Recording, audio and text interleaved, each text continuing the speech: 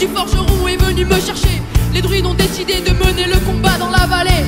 Là où tous nos ancêtres, de géants guerriers celtes, après de grandes batailles se sont imposés en maîtres. C'est l'heure maintenant de défendre notre terre contre une armée de cimériens prêts à croiser le fer. Toute la tribu s'est réunie autour des grands menhirs pour invoquer les dieux qui viennent nous bénir. Après cette prière avec mes frères sans faire état de zèle, les chefs nous ont donné à tous d'écorcher d'hydromel.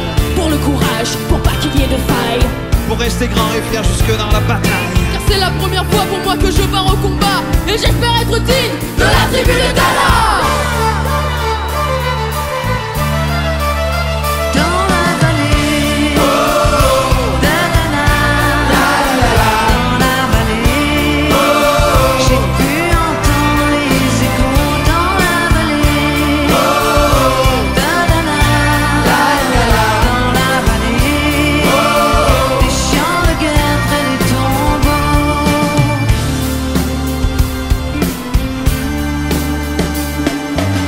quelques incantations de druides et de magie, toute la tribu le glaive en main courait vers l'ennemi.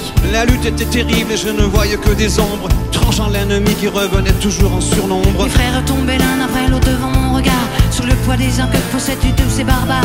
Des lances, des haches et des épées dans le jardin d'Éden, qui écoulait du sang sur l'herbe verte de la plaine. Comme ces jours de peine où l'homme se traîne à la limite du règne, du mal, de la haine. Fallait-il continuer ce combat déjà perdu? Et telle était la fierté de toute la tribu. La lutte a continué comme ça jusqu'au soleil couchant. De férocité extrême en plus d'acharnement. Fallait défendre la terre de nos ancêtres enterrés là. Et pour toutes les lois de la tribu de Dana.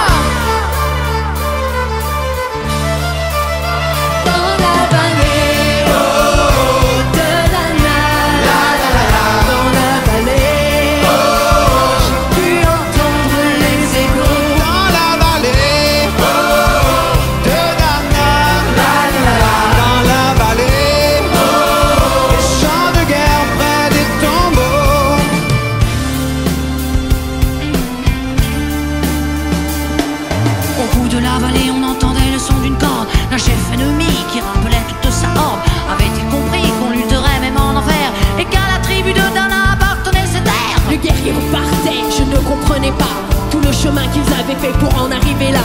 Quand mon regard se posa tout autour de moi, j'étais le seul debout de la tribu, voilà pourquoi. Mes doigts se sont écartés tout en lâchant mes armes, et le long de mes joues se sont mis à couler des larmes. Je n'ai jamais compris pourquoi les dieux m'ont épargné de ce jour noir de notre histoire que je t'ai conté. Le vent souffle toujours sur la montagne armoricaine, et j'ai rejoint ma femme, mon fils et mon domaine. J'ai tout reconstruit de mes mains pour en arriver là. Je suis devenu roi